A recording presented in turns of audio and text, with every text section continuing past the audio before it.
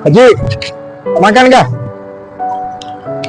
Oh, Hari-hari duduk sini okey ke? Ha? Oh, rumah mana rumah? Ha? Oh, Pakcik asal orang mana?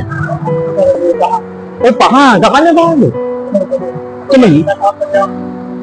Oh, tu dia? Oh, kat Pedal lah. Oh, gitu. Hari-hari Zek?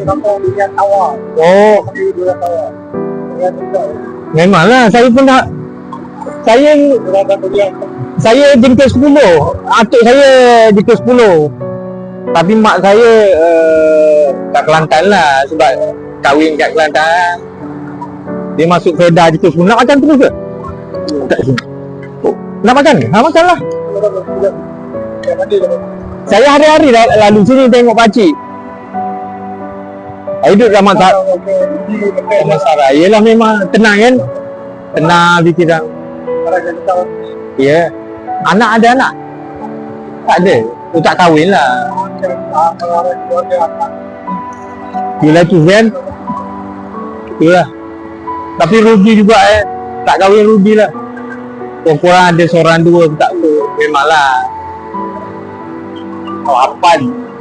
Apa jika 10 tu atuk saya dengan atuk lelaki pindah pergi jika 10 Pedak dulu kan. Dulu tanah murah. Masuk nama je terus dapat kan. Terus dapat tanah. Jadi mak saya tak pergi. Adik-adik dia lain adalah sekali. Dia dah meninggal lah masa Covid hari tu. Pahang Gono saya pergi. Kalau pergi Pahang masa kecil-kecil dulu makan buah buah durian banyak. Durian sedap. Tak pergi? Ya lah. Pergi siapa? Memanglah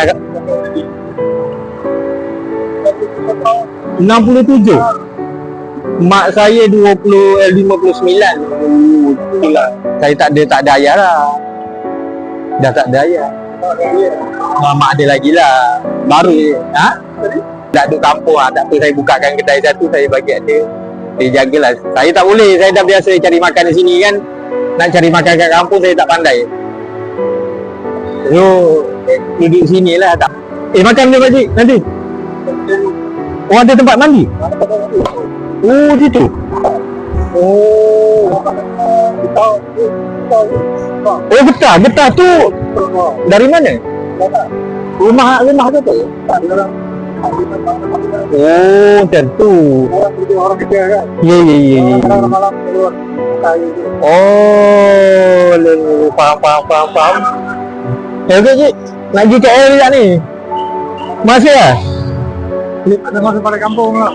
Baru sampai je. Saya 2 hari baru sampai sini. 10 hari balik kampung. Kenduri banyak cuti sekolah kan. Oh.